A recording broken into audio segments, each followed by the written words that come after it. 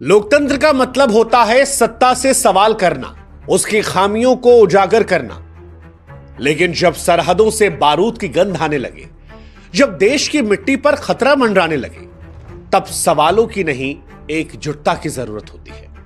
यह वक्त ना नेताओं का होता है, ना पार्टियों का, ना धर्म का, ना विचारधारा का।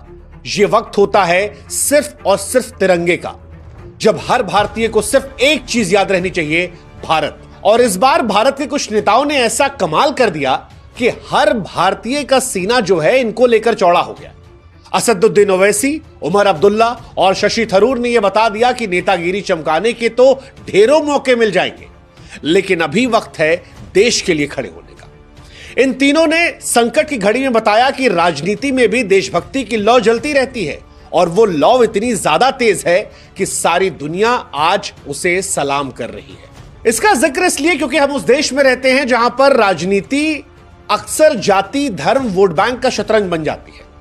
लेकिन इन तीनों नेताओं ने साबित किया कि जब बात देश की है तो सारी दीवारें ढह जाती हैं। भाई साहब, असदुद्दीन ओवैसी ने तो सीना ठोक कर ऐलान किया कि भारत का मुसलमान सच्चा सिपाही है, हमें पाकिस्तान के सर्टिफिकेट की जरूरत नहीं है। उमर अब्दुल्ला, जो कश्मीर से आते हैं, मुख्यमंत्री हैं, घाटी से ऐसी आवाज उठाई कि पाकिस्तान के होश फाख्ता हो गए।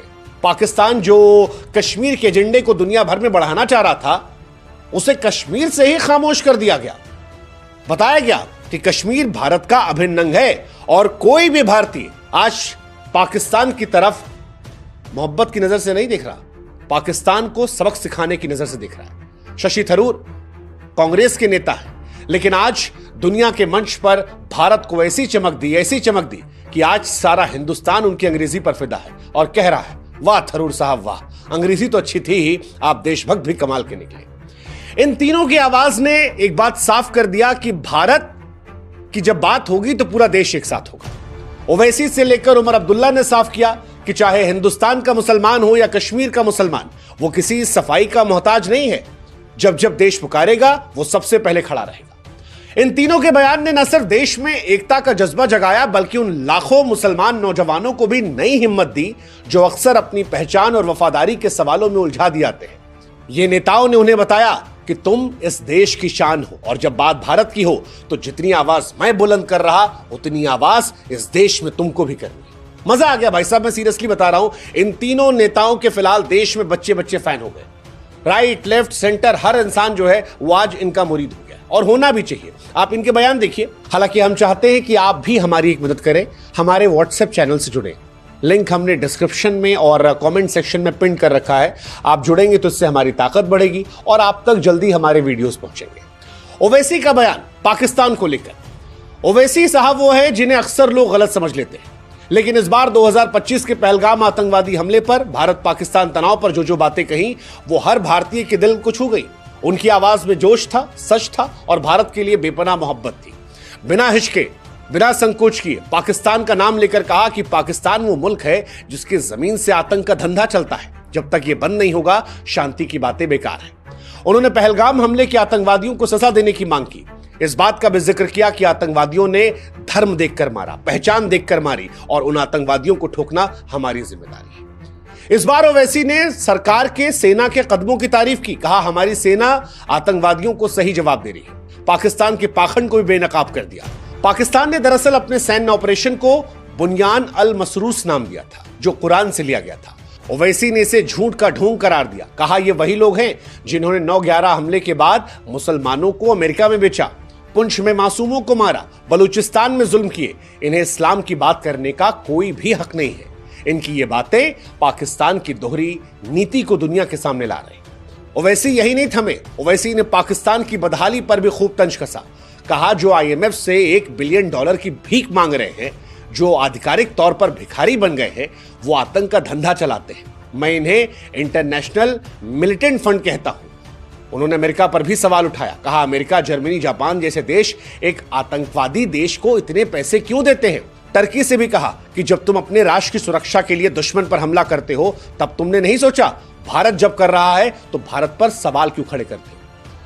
ओवैसी का टर्की पर सवाल उठाना, पाकिस्तान पर सवाल उठाना इस देश में लोगों को ताकत देता है। क्योंकि कई बार लोग धर्म के नाम पर सॉफ्ट होते हैं, लेकिन जब ओवैसी जैसा नेता इतनी मजबूती से, इतने तीखे तंज में ये बात कहता है कि मुसलमान हम बाद में हैं, पहले हम भारत के वासी हैं और भारत सबसे पहले आता है, तो फिर इस देश में यंग लड़के जो ओवैसी को सुन रहे हैं उन्हें भी एक नया जोश मिलता है और देशभक्ति की भावना से वो भी लबरेज होते हैं।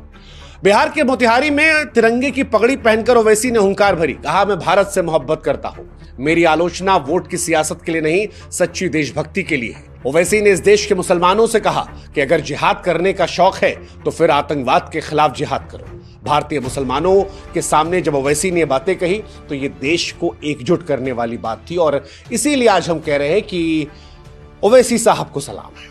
ओवैसी ने भारत के 23 करोड़ मुसलमानों से कहा कि सुनो, हम वो मुसलमान हैं जिन्होंने दो राष्ट्र के सिद्धांत को ठुकराया, लोकतांत्रिक भारत चुना, हम पाकिस्तान नहीं है।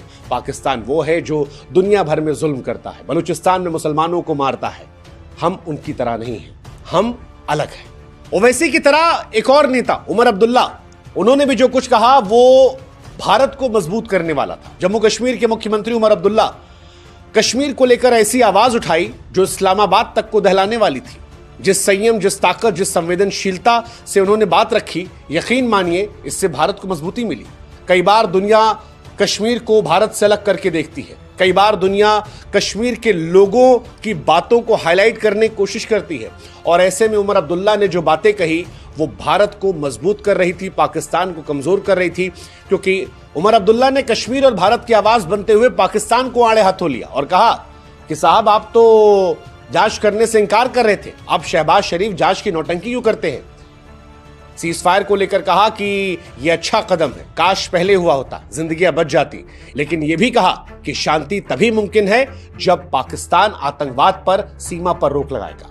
कश्मीरियों की फिक्र करते हुए कहा कि कश्मीरियों की जान की हमें परवाह है और पाकिस्तान उसको लेना चाहता है। सबसे बड़ी बात जो उमर अब्दुल्ला ने कही वो थी अमेरिकी राष्ट्रपति डोनाल्ड ट्रंप के बयान को लेकर। आपको याद होगा डोनाल्ड ट्रंप ने कहा था कि कश्मीर के मसले पर फिर से बात की जाएगी। उमर अब्दुल्ला ने साफ लफ्जों में कह दिया कि कश्मीर भारत का आंतरिक मामला है, इसे कोई बाहरी ताकत मुद्दा नहीं बना सकती। उनकी ये बात कश्मीर को भारत का भिन्न हिस्सा होने का गर्व दिखाती है और दुनिया को यह संदेश देती है कि कश्मीर भारत का है। उनकी ये बात दुनिया को एहसास कराती है कश्मीर भारत का है। उमर आगे बढ़कर कहते हैं कि कश्मीर के लोग शांति चाहते हैं, वो नहीं चाहते कि उनके बच्चे डर में जिए। उनकी बातें कश्मीरियों के दर्द को देश तक पहुंचा रही थी। उमर की आवाज ने न सिर्फ पाकिस्तान को जवाब दिया बल्कि कश्मीरियों को भी यह भरोसा दिया कि वो अकेले नहीं है। उनकी शांति की अपील, जवाबदेही की मांग ने आज पूरे देश का दिल जीत लिया है। उमर अब्दुल्ला ने जो कहा वो कश्मीर और कश्मीरियत से आई वो आवाज थी जिसे पूरा देश आज महसूस कर रहा है। जैसे कोविड के बाद कई सारी चीजें बेहतर हुई, नदियां साफ हो गई, आसमान नीले दिखने लगे, हवाएं स्वच्छ आने लगी, वैसे ही ब्लेसिंग इन डिस्गाइज, दुर्भाग्यपूर्ण जो पहलगाम हमला हुआ उसमें बहुत सारे दुख, दर्द, परेशानियां हमें मिली, लेकिन एक अच्छी चीज हुई कि सारा हिंदुस्तान जो है वो एक साथ इकट्ठा हो गया। वो कश्मीर जहां पर कई बार विरोध के लिए लोग निकलते थे, वहां पर आज हिंदुस्तान का झंडा पकड़े लोग निकल रहे हैं। लाल चौक पर जो तिरंगा लहर रहा है वो बता रहा है कि भारत के दिल में कश्मीर है। और ये बात जब कश्मीर के मुख्यमंत्री कहते हैं तो पाकिस्तान में, इस्लामाबाद से लेकर दुनिया में जो भी भारत से कश्मीर को अलग करने की तमन्ना रखते हैं उनके सीने पर मानो सांप लौट जाता है। ये कहानी तो उमर अब्दुल्ला और ओवैसी की थी, लेकिन अंतर्राष्ट्रीय मंच पर शशि थरूर ने भी दुनिया में भारत की आवाज को बुलंद किया। शशि थरूर क्या कमाल की अंग्रेजी बोलते हैं, स्टाइल अच्छी है, बुद्धिमान व्यक्ति है, भारत की ताकत दुनिया को दिखाई। पाकिस्तान के हर उकसावे का इतने स्मार्टली जवाब दिया कि शशि थरूर की इज्जत और बढ़ गई। खासतौर पर जब बिलावल भुट्टो से कहा, बिलावल भुट्टो ने कहा था कि खून खराबा खूब हो जाएगा, शशि थरूर ने बड़े स्मार्टली पलटवार किया कि भाई साहब खून खराबा जिसका जिक्र आप कर रहे हो, अगर ये होगा तो ये आपकी तरफ ज्यादा होगा। भारत साजिश नहीं रचता लेकिन जवाब जरूर देता है। उनकी ये बात भारत की दृढ़ता को दिखा रही थी। सैन्य कदमों को लेकर क्या तारीफ की। बार बार जब टीवी के एंकर भारत में भी शशि थरूर को पोक कर रहे थे और वो सुनना चाहते थे कि मोदी सरकार के खिलाफ शशि थरूर कुछ कह दे, शशि थरूर ने कहा कि 2016 में हमने पाकिस्तान को सबक सिखाया था, 2019 में कस के समझाया था और इस बार जो किया है वो पाकिस्तान की नस्लों को याद रहेगा। ये जरूरी था उनके लिए। थरूर ने पाकिस्तान में आतंकी ठिकानों पर भारत के हमले को चतुर, सटीक और संयमित बताया। कहा, मैं हमेशा से कहता आया हूं कि हमें कड़ा जवाब देना चाहिए, लेकिन जंग से बचना चाहिए। उनकी ये सोच भारत की रणनीति को और ज्यादा मजबूत कर रही थी। उनके कॉलम में करगिल युद्ध से लेकर 2025 तक भारत की आतंकवाद के खिलाफ लड़ाई को बयां किया गया। बताया कि भारत वो देश है जो ताकत और संयम का बैलेंस रखता है, और उनकी इन बातों ने भारत के कद को बड़ा मजबूत कर दिया। इन सब के साथ थरूर ने सेना को लेकर भी एकजुटता दिखाई। कहा, हमारे जवान हमारा गुरूर है और हम उनके पीछे खड़े हैं। वो जो भी कदम लेंगे हम उनके साथ हैं। थरूर ने दुनिया को बताया कि भारत आक्रामक नहीं, जिम्मेदार है। उनकी बातों ने पाकिस्तान के फेक न्यूज को ध्वस्त किया और भारत की एक मजबूत, शांति प्रिय देश की छवि दुनिया के सामने पेश की। थरूर की चतुराई ने, थरूर की बातों ने वैश्विक मंच पर भारत को एक नई ऊंचाई दी, और आज भारत का गर्व जो है वो और ज्यादा बढ़ा है इनकी वजह से। इसलिए आज इन तीनों नेताओं को हम सलाम करते हैं। हालांकि इन तीनों नेताओं को जब हम जिक्र कर रहे हैं तो हमें इतिहास में अटल बिहारी वाजपेयी साहब भी याद आते हैं। अटल बिहारी वाजपेयी साहब वो शख्स जिन्होंने देशभक्ति को नए मायने दिए थे। 1971 में जब इंडिया पाकिस्तान का युद्ध हुआ था और बांग्लादेश की आजादी की लड़ाई चली थी, तब वाजपेयी साहब विपक्ष में थे, लेकिन इंदिरा गांधी की सरकार को पूरा समर्थन दिया था और ये कहा था, सरकारें आएंगी जाएंगी लेकिन देश रहना चाहिए। ये बात बाद में उन्होंने जब वो प्रधानमंत्री बने तब संसद में भी कही थी। अटल बिहारी वाजपेयी भी उन लोगों में से थे जो देश की बात को हमेशा आगे रखते थे, आलोचना करते थे, लेकिन जहां पर साथ दिखने का वक्त होता था वहां पर वो बंटते नहीं थे और उनकी बातें भारतीयों को जोड़ती हैं। आज मौजूदा दौर में जब सोशल मीडिया पर छोटी छोटी बातें सरकार को लेकर कोसी जाती हैं, तो वाजपेयी का कथन बार बार गूंजता है कि देश विरोध का विषय नहीं, श्रद्धा का विषय है। यह सबक है कि संकट में सस्ती लोकप्रियता नहीं, एकता चाहिए। वाजपेयी की मिसाल आज भी हमें सिखाती है कि देश के लिए सियासत से ऊपर उठना पड़ता है, और उनकी गरिमा ने हर भारतीय के दिल में उन्हें बसा रखा है। वाजपेयी वाली झलक जो है वो इन तीनों नेताओं ने दिखाई, जिसका असर भी दिखाई पड़ेगा। खासतौर पर मुसलमानों पर इसका असर दिखाई पड़ेगा। ओवैसी, उमर अब्दुल्ला या थरूर की बातों ने आज भारत के मुसलमान नौजवानों में भी जोश भरा है। उनका संदेश साफ है कि ये देश तुम्हारा है और तुम इसकी बड़ी ताकत हो। अक्सर इस देश में मुसलमान नौजवानों को अपनी वफादारी साबित करने के लिए कहा जाता है, लेकिन जब इन नेताओं ने छाती चौड़ी करके इस देश को रिप्रेजेंट किया तो मानो अप्रत्यक्ष तौर पर ही आज इस देश का हर मुसलमान ये समझ रहा है कि उसे किसी भी चिंटू मिंटू को सफाई देने की जरूरत नहीं है। वो भी भारत का है और भारत उसका है। ओवैसी ने जब स्पष्ट किया कि हमने जिन्ना का रास्ता ठुकराया, हम टू नेशन थ्योरी वाले नहीं थे, हम भारत के थे, हमने ये चुना, ये हमारा भारत है, तो यह एहसास भारत को और मजबूत कर रहा है, एकता की ताकत को और ज्यादा बढ़ा रहा है, बंटवारे की एहसास को कम करवा रहा है और इस देश के मुसलमानों को सिखा रहा है कि उनकी पहचान उनकी ताकत है, उनकी कमजोरी नहीं। वो डॉक्टर, इंजीनियर, जवान, शिक्षक बनकर इस देश को मजबूत कर रहे हैं। मुख्य धारा से इस घटना ने और ज्यादा जोड़ा और समाज को एक नई ताकत दी। कुल मिलाकर आज इन तीनों का हम शुक्रिया अदा करना चाहते हैं, इसलिए क्योंकि संकट की घड़ी में भारत को इन्होंने आगे रखा। यह संदेश भी हर भारतीय के लिए है कि हमारी ताकत हमारी एकता है, और अगर हम साथ रहेंगे तो फिर साथ मिलकर भारत जीतता रहेगा। इस वक्त सिर्फ एक शब्द गूंजना चाहिए, वो है भारत। न दल की दीवारें, न धर्म की खाइयां, न विचारधारा की जंग, सिर्फ तिरंगे की शान। जो इस घड़ी में देश के साथ खड़ा है वही सच्चा सिपाही है।